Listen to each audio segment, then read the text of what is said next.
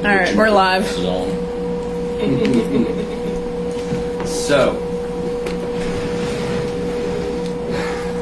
alrighty, so tonight we are continuing on with the components stuff. Tonight we're going over healing, detox, and sleep.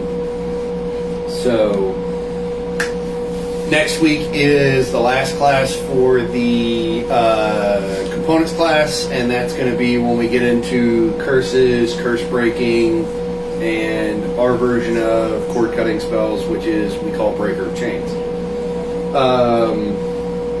After that, we go into our grounding and protection class, and then after that, we start the folklore, deities, superstition. Apparently, there's already a list. We will see how in what order that goes in. At some point, we will have a special guest come up here and talk about. He's already been told, so this isn't a surprise for him. He is actually an ordained deacon, priest, preacher, however they refer to themselves, in the Church of the Flying Spaghetti Monster. So, share his word. His word of the sauce. Yes. and he'll be up here and he'll talk about, the Church of the Flying Spaghetti Monster and everything like that. But yeah, we're going to go into a lot of different folklores, different deities, a lot of superstitions, things like that. And who knows how long that class is going to go. So, like you always whistle in the woods. Yeah, for some people. For some people, you don't. So we'll get into the healing and detox. So the first thing we're going to go over is specifically the healing and detox. Here we go. The first herb we're going to go over is one of my personal favorites. Yeah. Wild lettuce. Not the Lord's lettuce. No, not the Lord's lettuce, not those hippie calories, although once that is legal in this state, it's going to be on that wall. So, wild lettuce. And for those of y'all who are unfamiliar with a lot of herbs and everything like that, wild lettuce is really good, really good for pain management. So, contrary to popular belief, wild lettuce has no nutritional value. In actuality, it has quite a lot of vitamins, though some types are more nutritious than others. Vitamin K promotes bone health, while vitamin A helps with your eyes. Extracts from lettuce can also help promote sleep. And with its high water content, eating leafy green salad can actually add to your overall hydration. So, wild lettuce is not the type of lettuce that you find in the grocery store. This is a different kind of plant. Wild lettuce is used by herbalists for acute insomnia and anxiety, also pain management. It is It also has antispasmodic English motherfucker. Antispasmodic properties, so it can be used to treat coughs. Wild lettuce can have side effects, so while you can forage for it and add it to your salad for a hit of bitterness, you should consult a professional herbalist before using it for medicinal uses. So you can literally take a wild lettuce plant that you find in the wild, take a small little razor blade and cut little slits along the outside of it, and the sap that leaks out, you can literally take a mullein leaf, wipe across it, let it dry up into the mullein leaf, put it in a pipe and smoke it, and it's really good for pain. A lot of herbalists add wild lettuce into muscle pain salves, rollers, things like that. It's one of the ingredients in our pain roller that we make. It is very, very effective for muscle pains and joint pains and things like that.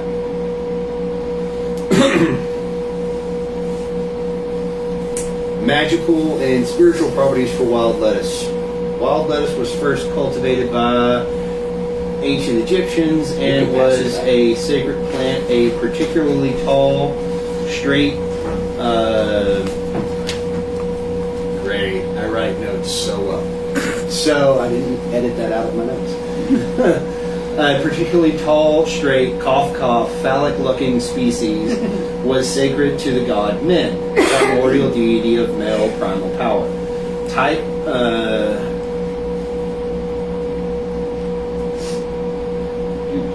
Page skip. Sorry. So the shape of lettuce is tied to Saturn and Mars and carries masculine or projective energy. It is also associated with the root chakra. More round heads of lettuce are tied to the moon and carry feminine or receptive energy. They also correspond to the element of water. They can be used in spells for chastity and everything like that. So, the reason you would use wild lettuce in your healing spells and everything like that, you're actually getting into the medicinal uses as well. So, I've said it before, I'll probably say it a million more times. Science and magic are two sides to the same coin. There's not a difference. For me, anyways.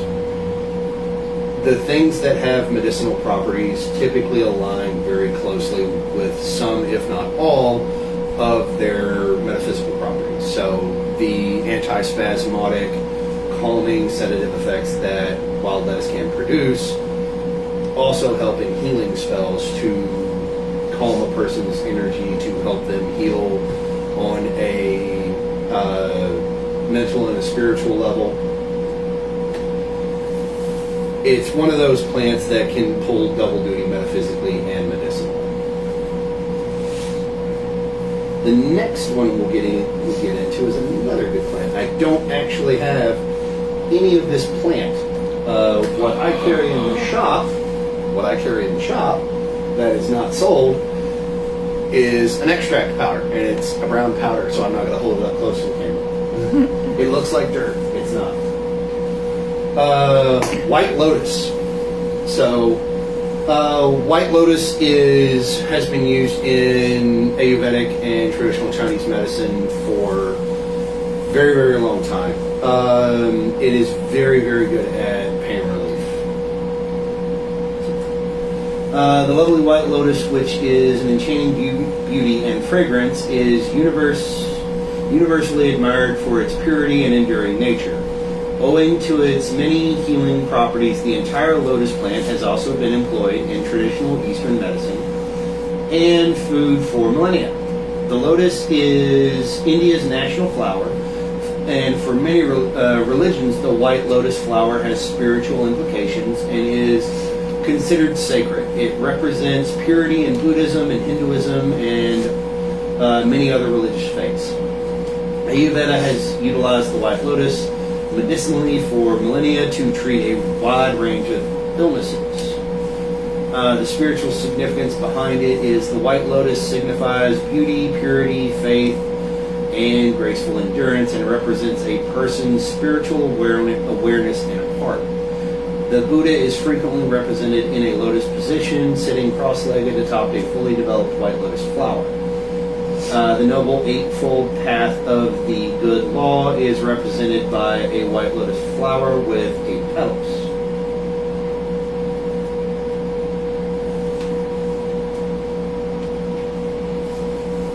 So, personally, what we use white lotus for here in the shop is it's another one of the ingredients in our pain roller. I first learned about white lotus oil living in Thailand for a while. The gentleman I was staying with trained in Muay Thai. His wife made him a pain saw for his elbows, knees, shins, a lot of muscle aches and everything like that. That it was just, honestly, it was just coconut oil and white lotus oil. He explained to me what it does, and me, him finding out that I had been always interested in plant medicine and everything like that. He explained to me that traditionally they've been using it for, like they said, millennia as pain relief. And traditionally how it's used is it's distilled down into an oil. You cannot use pure white lotus oil on your skin. It will actually chemically burn you. You need a carrier oil or a carrier product like a lotion or a salve or something like that. But it's another one of those things that you can tie into its natural healing capabilities and use it in your healing strategy for people with a lot of physical ailments. If you're doing this for somebody else, if they're not actually there, like for example, your friend or family lives across the country and you can't physically make something for them, you can use a lot of ingredients like wild lettuce, white lotus, a few other things to make a spell for them that you can attach to them to help them heal. So a lot of the ingredients that we're talking about tonight don't directly relate into spell work, but have the medicinal effects to double down in that aspect.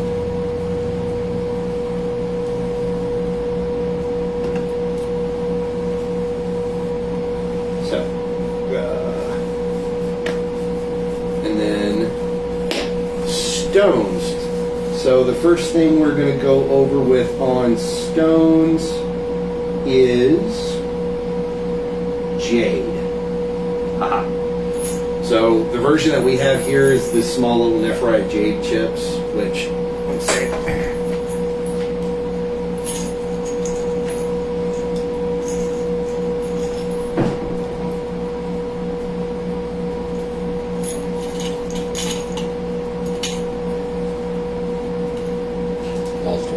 I probably did, and it landed probably right on that green blanket It right did. below me. Of course That's okay, it did. I'll find it later.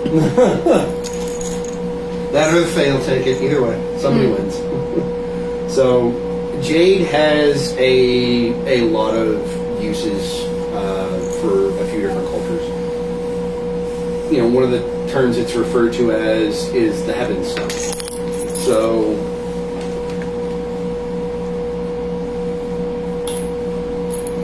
it can be found in places like Russia, China, Guatemala, New Zealand, the Swiss Alps. They've found deposits in Alaska and Canada. It's one of those things that people have used to use more in the sense of a detoxification stone. Its mineral composition aids in the detoxing of certain energies and negativity, helping it draw out of you. A lot of people will have it carved into different amulets, rings, bracelets, beads, things like that, and they will wear it. And by however you practice, you cleanse it regularly to dispose of that negative energy so it doesn't just fill up and sit there and Become a cursed object. well, that happens. Cursed objects are a thing, and that's how it works. You don't ever cleanse stuff. Safety note, cleanse your shit. So sleeping stones like protection stones. Any stone's a sleeping stone if you throw it hard enough. Yes, actually. Yeah, like Nana said, any stone's a protection stone. Well, any stone's a sleeping stone if you throw it hard enough. Sometimes people just go to sleep forever. So, another one we're going to go over with is we do not have any of this in the shop for sale. This is one of Mandy's stones. This You can't be is sick if you're not alive. This is serpentine. And this is a raw, unpolished piece.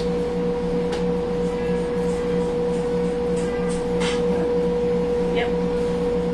And hey, it's not my fault it's Usama posting stuff.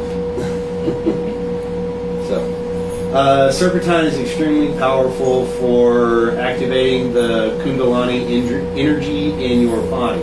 Named for its serpent-like color, its smooth green crystal can help clear up blockages in the body that lead to poor health and disease. Also prized for the way it encourages cell regeneration. Serpentine is reported to be tremendously helpful for those experiencing the effects of diabetes, calcium and magnesium deficiency, as well as parasites in the body.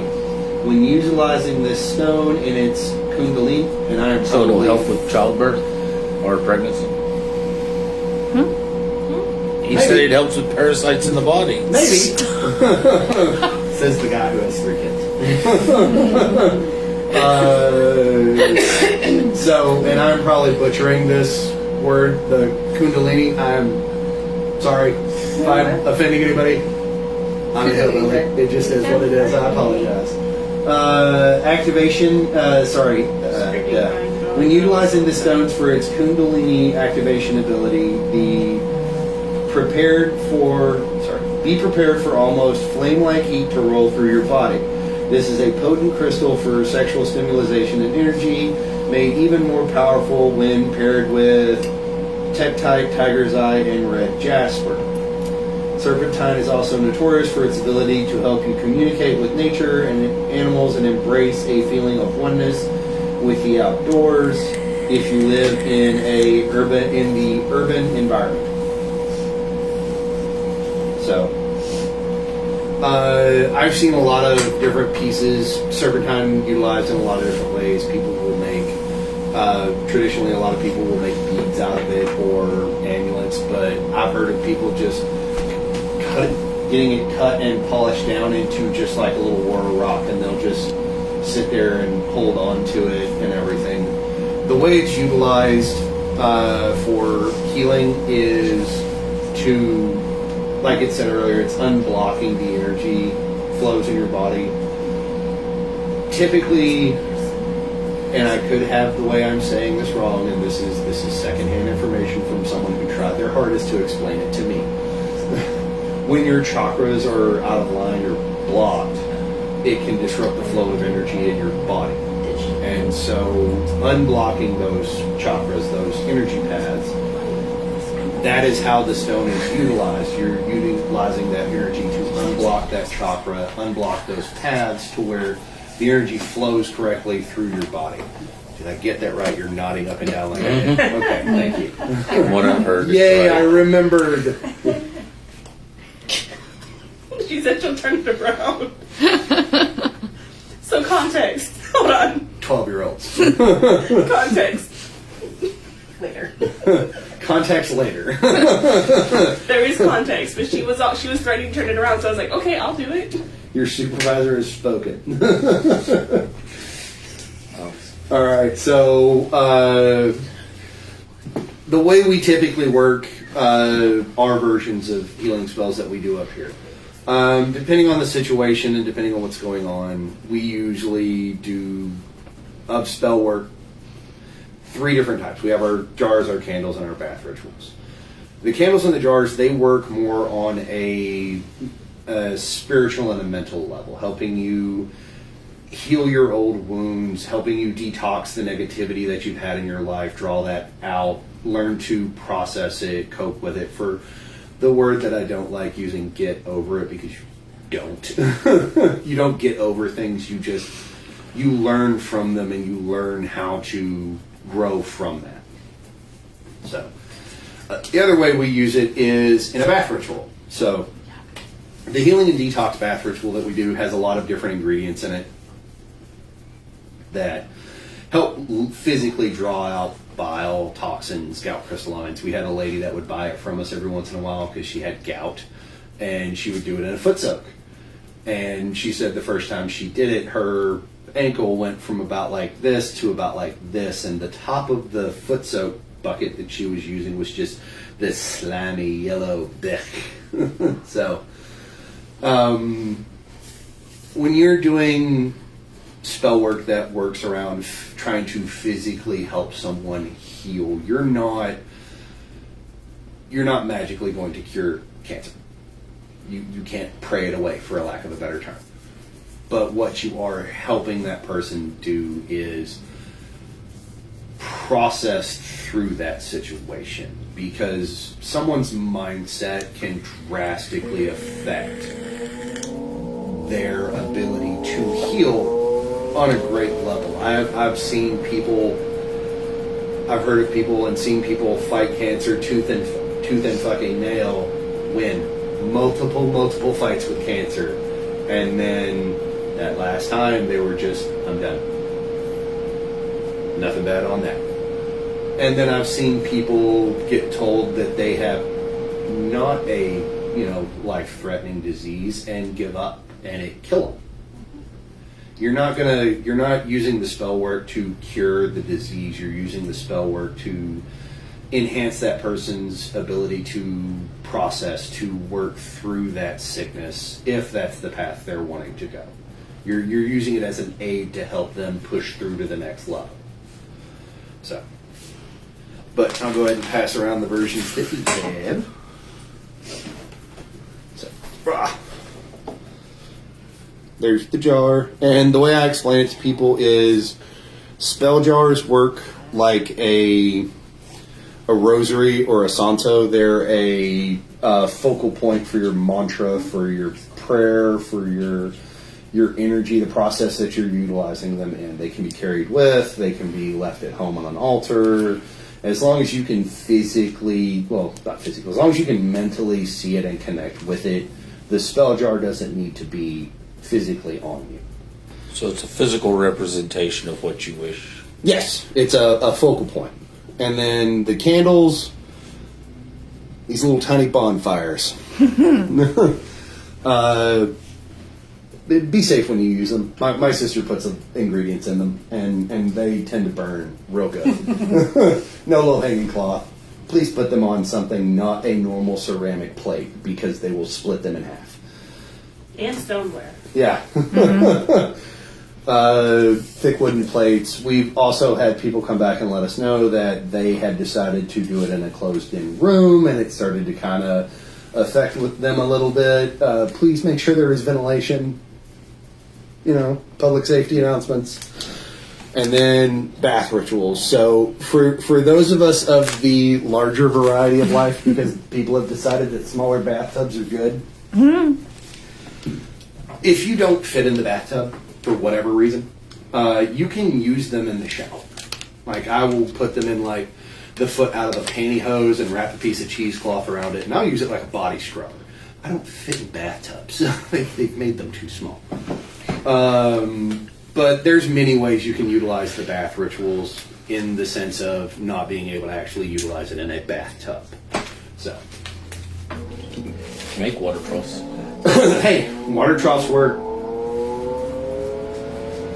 So, next thing we're going to get into is... Thank you. Don't break your glass. Saying that to me because I almost dropped it. Alright, so the next ones we're going to get into are herbs for sleep.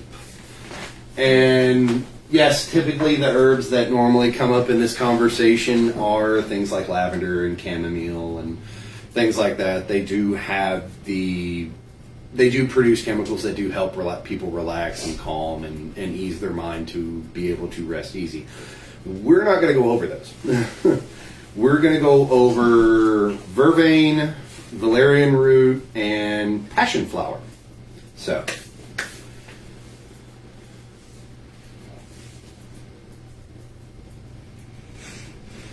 first one up is vervain.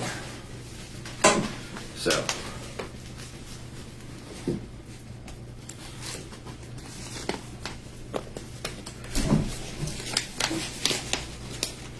vervain, also known as common vervain or common verbena, is a flowering perennial plant native to Europe and Asia.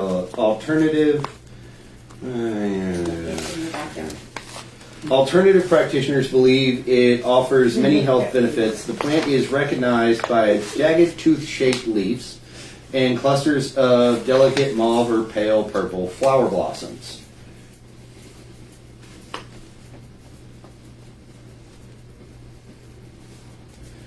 Trying to get down to the medicinal of it. So this plant produces, supplement use should be individualized and vetted by healthcare professionals such as registered dietitians, pharmacists, or doctor. No supplement is intended to treat, cure, or prevent a disease. Fucking disclaimer.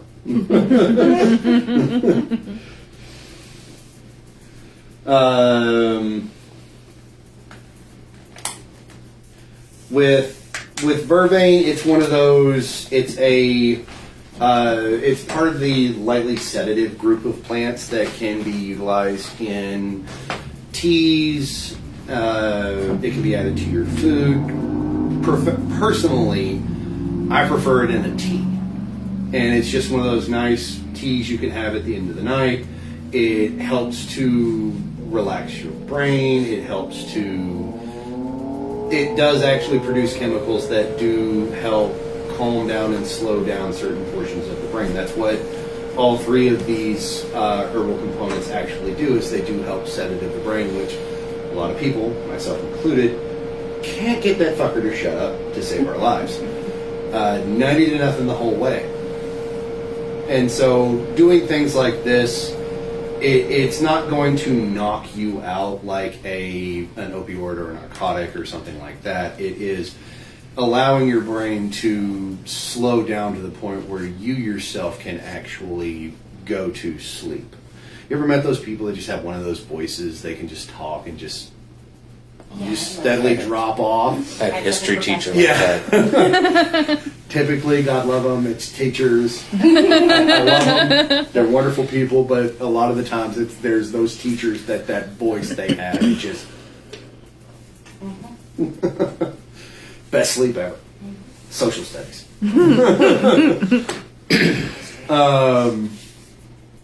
Next one we're going to get into is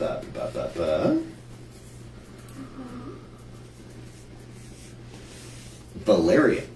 So, valerian root. It's got an interesting little history.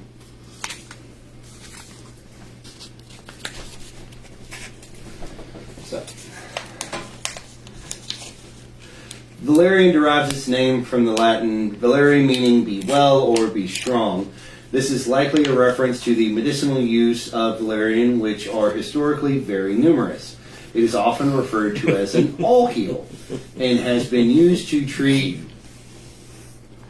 You opened it, didn't you? Do it again. I knew better. Yeah. I mean, I knew to expect it. That will poof. So you snooped it right up. The version we sell is a powder of the root. It's a powder. It'll poof, so don't squeeze that envelope. It was traditionally also used in World War I to help people suffering from shell shock, which we now know is PTS. Headaches, anxiety, cramps, epilepsy, helps ward against the plague, and is an aphrodisiac, which it is, but it's also a downer, so... Probably How does that work? Wet dreams.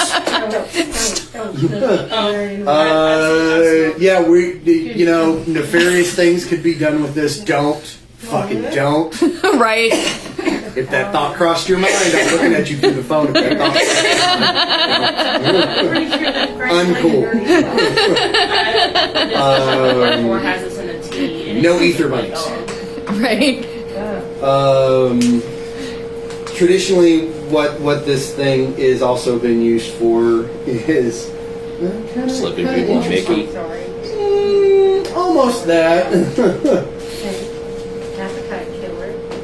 So valerian in a historical sense, valerian has been used as a medicinal herb since ancient Greece and Rome. The therapeutic uses were described by Hippocrates. And in the 2nd century, the 16th century, it was used to treat nervousness, trembling, headaches, heart palpitations. In the mid-19th century, valerian was considered a stimulant that caused some of the same complaints, is thought to treat, and was generally held in low esteem as a medicinal herb. During World War II, it was used in England to relieve stress of air raids. And for those of you who have never been in bombing, in addition to sleep disorders, valerian has been used for gastrointestinal spasms and distress. And cramps. And cramps. It works very well for cramps. It does. A lot of that is owed to its sedative nature that it has when using this in sleep spells. So, there's an old story. I will not tell you where it comes from, and I will not tell you how to make this. Do your own research. You can make sleep powder. Sleep powder has been used by a lot of different cultures, a lot of different ingredients and everything like that. But Was this when the kids were little? Yeah. Well, you didn't know me. Sleep powder is one of those things that's been used by a few different entities, folklore, things like that. Essentially, it was a powder that was ground down very fine and could be blown in a victim's, and I say victim because victim, and blown in a victim's face.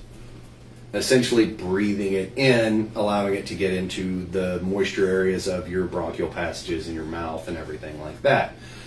And it would not, this alone by itself is not going to knock you out cold right then and there. There were other things put in there. And essentially what it would do is it would render the person unconscious and immobile. And they would be kidnapped by this entity and then never heard from again. A lot of people believe it's the powder that the Fae would use to abduct people and things like that, changelings. There's mentions of sleep, different forms and different types of sleep powder from around the world. Valerian root is one of those things that was thought to be in there. Do your own research.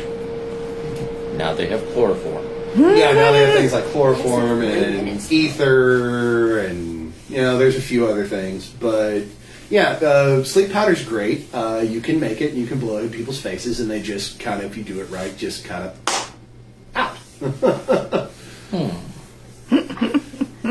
You don't always have to kill the sentry. Sometimes just knocking the sentry out and doing absolutely nothing is more effective. So, passion flower.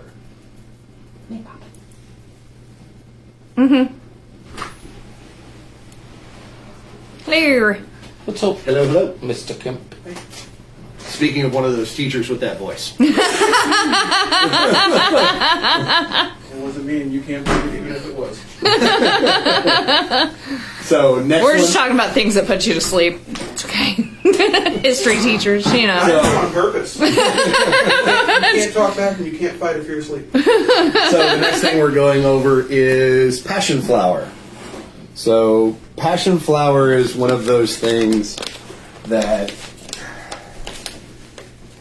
it has a few different uses. So they're an absolutely beautiful flower. For those of you who have never seen one or don't realize it's the one you've seen, you can Google it real quick. Passion flower. It's a gorgeous, gorgeous flower. They're all going to be blooming here in about a month. Yes, they are. Right along with the mimosas. Yay, allergies. Passion flower was used traditionally in the Americas and later in Europe as a calming herb for anxiety, insomnia, seizures, and hysteria. It is still used today to treat anxiety and insomnia. Scientists believe passion flower works by increasing levels of a chemical called, gamma aminobutyric acid, GABA. In the brain, GABA lowers the activity of some brain cells, making you feel more relaxed. A lot of and this is that chemical I was talking about earlier with valerian Do you have and anything that vervain. makes MDMA?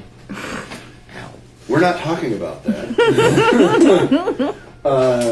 So there's also other things out there that do also increase the production of this chemical. Kava is one of those things. Lemon balm, valerian, vervain, they all kind of fall in that same effect pattern. What? I was just going to say as a disclaimer, be aware when using these, that one especially, they can have interactions with medicine that you're taking. Yes, Do your research. yes. every time someone comes in here and asks about herbal remedies and things like that, you will get the same thing told to you, regardless of what you're asking about. Speak with your physician. I am not a doctor. I am not a nurse. I am not a medical professional. I'm just some fucking hillbilly who knows how to use plants. Go talk to a doctor. Go talk to your your specific medical health provider. They will have a better understanding of what pharmaceuticals are going to react with what and everything like that. Please, please, please do your own research. Your personal health is your own responsibility, whether you are talking to an herbalist, a yoga master, or a PhD that's got 37 letters behind it. It is your responsibility solely to make sure you understand what is going on. Nobody else's. And all times come out swinging. Do your research. Yes, please do your research. So, talk about one of the products that we have up here that I absolutely personally love myself. So this is a different version of it. So y'all have heard me mention my sister and my wife name a lot of our products. So does my mom. And they're all very, very snarky. So this is a bath ritual that we make that is Nighty Night Bitch. That is the name of it. So, Nighty Night Bitch. My sister started to make it because when I first got back, I didn't sleep. 14 years of sleep deprivation does that to you. And legitimately, all jokes aside, I wouldn't go to sleep till 3 or 4 o'clock in the morning. I'd wake up at 6, and that was just normal to me because I'd been doing it for so long. And my sister started making those, and clearly I was the guinea pig. And you were being a bitch about it? Huh? Then you started being a bitch about it? No. Oh, God, no. Is that where the name came from? No. It's called Nighty Night Bitch because that bitch will put you to sleep. It literally Nighty Night Bitch. So don't fall asleep in the tub. Yeah. Like some people. Look, I did it once, okay? Leave me alone. More than once. Make sure you don't drown in your own tub. No, what it does is, so I was having a lot of trouble being able to get to sleep, to calm my mind down and actually go to sleep. I used that and crammed myself in the bathtub because she said I had to soak in it. So I was in there for about 30 or 40 minutes, very uncomfortably. But honestly, about 40 minutes after I got out of the bath, I was actually, for the first time in a very long time, able to naturally drift to sleep. I used to take 200 milligrams of trazodone to go night-night. That's a lot for those of you who don't know. That's a buck ton. And trazodone is essentially a tranquilizer. The first time I used that was probably the first time in 12 or 13 years that I was able to, one, naturally go to sleep, but two, actually hit a deep REM sleep and actually wake up feeling rested, not drugged. I still use it every once in a while to help reset my sleep cycle after a particularly busy cycle of shows and stuff and everything like that. I will use that to help reset my sleep cycle, and I personally enjoy it. I don't wake up feeling drugged or drowsy or, wonky in any weird way. I actually wake up feeling rested and rejuvenated immensely. There are things in there like large clumps of oatmeal and other herbs. There's also some stones in there, so please get you one of those little screens for your bathtub, or put it inside of some cheesecloth to use it like a tea bag. But so healing magic is one of those things that it can take. Now that we're done with the actual I have to read notes portion of this, because brain does it brain sometimes. Healing magic is one of those things. It can take a lot of different forms. It doesn't have to be a candle or a bath ritual or a jar. It can be a bowl of soup. It can be a bar of soap that you handmade somebody. It can take many forms. That blanket that your Nana knit you way a long time ago when you were a little bitty kid, and you just get under that thing and you are instantly asleep. The whoopee. The whoopee. My grandmother my mom's mom, had a couch in her house for the longest time.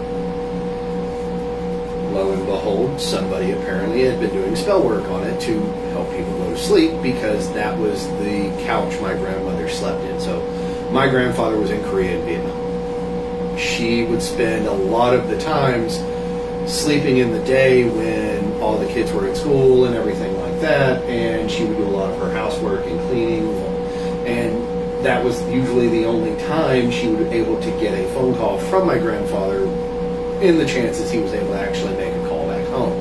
It would always be at night, so she started to stay awake in the nighttime and go to sleep during the daytime, but she was having trouble actually sleeping in the daytime. Somebody, I don't know who, done a little commitment to the couch, and that couch, when you sat on it, gone. Sit on it, lay on it, you were out. And there have been many a family gatherings where people avoided that couch, except for a few uncles. And they would damn near fight over it, because that was the only time they were sleeping. But it can be things like that. It can be, sprays that you've made for your friends to spray on their pillows, sachets to put inside of their pillows or hang above their beds. There's a lot of different forms for healing magic and for sleep magic. It's not just limited to a candle or a jar. I've met people that, the way they help people heal is they make them food. They cook them bread or meals or soups. Down here where we're at is a big thing when people pass on, that people bring you food. One, yes, it's nice that they're bringing you the food because they're doing it so you don't actually have to worry about, on top of everything else, cooking and everything like that. But it's also a way down here people have always chosen culturally to help people heal, is they've cooked for you, they've made you food, all different kinds. And to me, it's a really interesting, unique thing that people do in a lot of different cultures. To show their way of healing, they cook you food. They invite you into their home, they cook you food, or they bring you food to help you heal. And yes, a lot of that aspects come from the spices and different plants and everything like that are traditionally used in those meals. But the energy that people work into their food, you've heard the term kitchen witch, up one side and down the other. That's real. Kitchen magic is very, very real. There's people out there that can put their whole heart into a pie, and it's the greatest fucking thing ever. That secret ingredient of love, yeah, that's a real thing. And it's not just something significant to a European practitioner or something like that, or the type of practitioners that typically in America that are eclectic, blended, hodgepodge. It's something that's kind of just around the globe that people have just always done instinctively. To help people feel better, they've cooked for them. So learn to cook. That meal that one family member made, and you could never replicate it. Oh God, I have tried many times to. So my grandmother my nana made goulash. It's a very simple fucking meal. It's a hodgepodge thing that you put together. My grandmother had a way of making it that I have yet ever, and I've been trying my entire life to replicate this. Never gotten close to replicating the way she used to make goulash, and she just put everything in it. And to this day, it's one of those things when I get just almost there, it just floods all those memories back, and it's a wonderful, wonderful thing. One of these days. One of these days. So does anybody else have any different versions of different healing magics, like yoga, different practices, things like that they want to talk about? Different little tidbits, tricks, things. Meditation. Yeah, apparently I have to start doing meditation. What's the one where your dad and uncles make fun of you until you are too mad to feel sick? Tough love. Yeah, that's called tough love. Okay. Yeah. It's called the man up. Yeah, there's a lot of that in my family. And to the point that,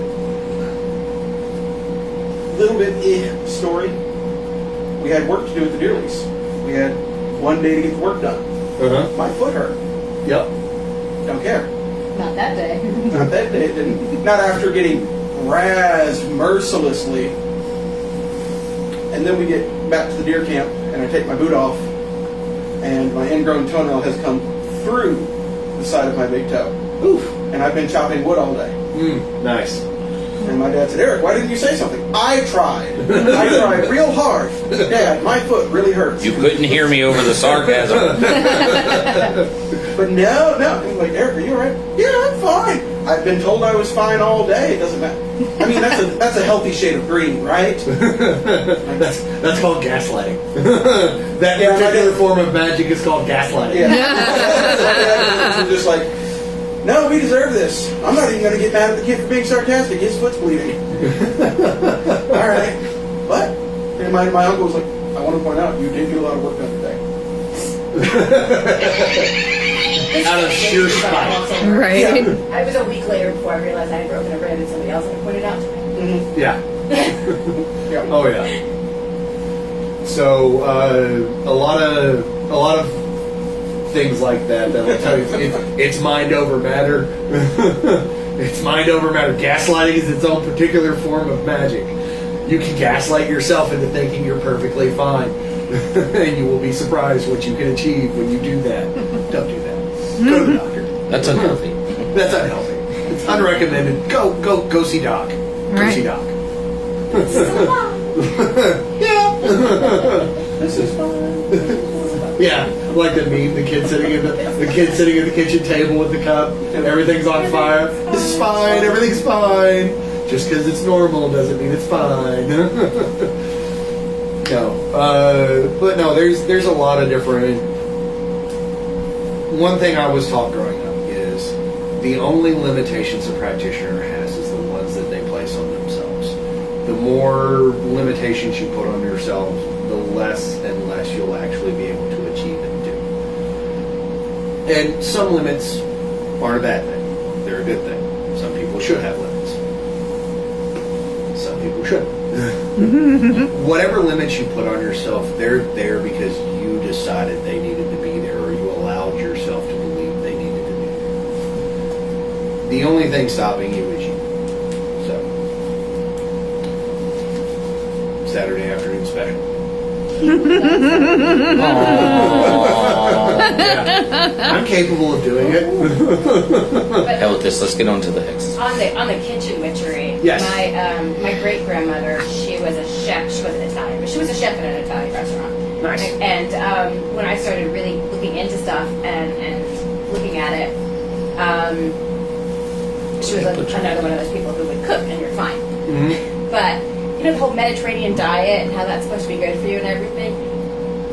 All the herbs that they put into everything, those are all antibacterial, antiviral, amazing herbs. And I'm like, no, That yeah. might be it's why. natural than that. Yeah. Science, magic together, because they're So not what you're different. saying is when an Italian eats a lot of bread and milk, they stay healthy. When a German does it, they get through winter just fine.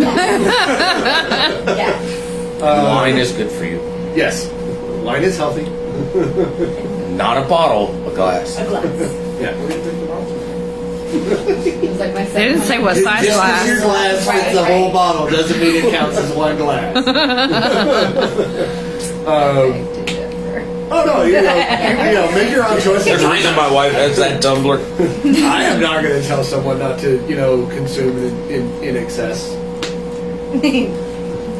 Pot, kettle. Yep. I don't do that around here. Nope, we don't do those things. No, but all joking aside and everything like that. We will point and laugh though. Yes, we will. Horrendously. There's a lot of things out there, like, she was saying that a lot of herbs and everything like that that have traditionally been used to cook do have medicinal benefits. I mean, I was watching a video a little while back, and a doctor who is Asian, you always hear about how Asians do not age. They just stay that way forever. She literally decided to start looking at the diet. She was a nutritionist. She was actually a doctor. She specialized in nutrition. She started to look at a lot of Asian diets from that region of the world. Lo and fucking behold, it's a lot of collagen. So consuming a large amount of collagen helps stay young. It's, that old saying, you are what you eat, you get out what you put in, things like that. It's real. It's a thing. So, with that being done for tonight, everything like that, anybody have anything else they want to add before we switch off, everything like that? No? So, preparation for next week's class, we're going to get a little bit dark, a little bit fucked up, and we're going to walk on my sort of side of things.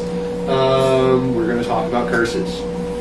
We're going to talk about different components, ingredients. We're kind of doing a short class this week because that one's going to be a bit involved. We're going to get into the darker side of stuff with that one. Yes, we are going to discuss how to do uncrossings and things like that because, yes, you should also put that information out there as well. No, I'm not going to show you how to do a fucking tongue binding, although that is an ingredient. I'm not going to bring my frozen cow's tongue from the house. Not even for show and tell. I don't have a freezer big enough to keep it frozen up here. Ice just. Try ice. We'll see. We'll see how it goes. He doesn't want to chat frozen tongue. Yeah. We'll see how it goes. If we can figure it out, we can sort everything out. There may be a plate with a giant cow tongue on it. Did I hear tacos? No, that is in the freezer for components and things like that, not in the freezer for food. Depends on how low the freezer gets. Really good. His whole job is to taste good. So, but yeah, we're gonna get into a bit darker stuff. So, advisory warning: if that is something you don't want to do, don't want to be involved in, nothing against it. Not gonna say anything bad about you or anything like that. This is your warning. Next week, that's what we're talking about. So, here's your trigger warning. A whole week in advance. Right? You can thank my wife because she made me do it. Love you, Crystal. Yes, she is not here right now. So, but anyway, so the next few events that we have coming up and We everything. have 2 more weeks of Yes. Uppsala. For those of you who haven't seen it running around, they have handy dandy little flyers now. We do. And And then it has a map on the back. So I've actually gotten to go out there, and 2 of the people that join us up here are cast members and everything like that. It's really interesting. The stuff that they're trying to do out there is awesome. For those of you who haven't been out there, please go, show some support. It's really interesting. It's really fun. I think it's going to be an amazing thing. Just from now even to down the road. April 28th, we have Austin Witch Fest. Yep. That is a Sunday.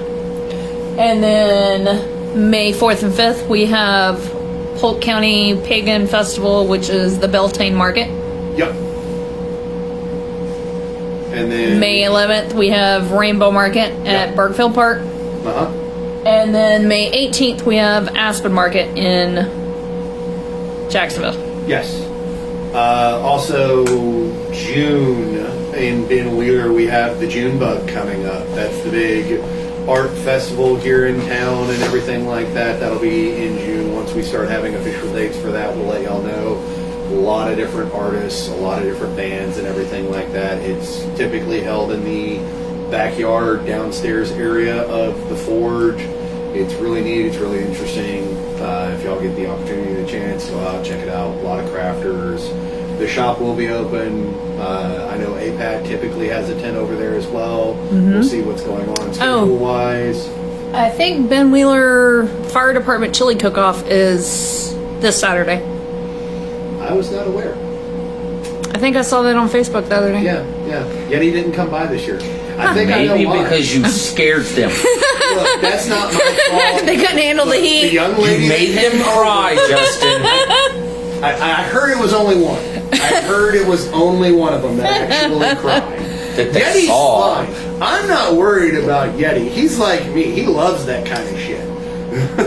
But apparently, one of the firefighters cried last year because, well, they ate my food. Look, you had 2 pots. You had one that was spicy and one that wasn't as spicy. Both of the pots were unspicy. I asked the young lady who came over to get the samples of chili for the firefighters so they could judge if they wanted it spicy or not spicy. And she said it didn't matter, that they had to take it regardless of how spicy it was or not. And I explained to her that no, I had the chili and then I have a sauce I made from the chili on the side to make it hotter.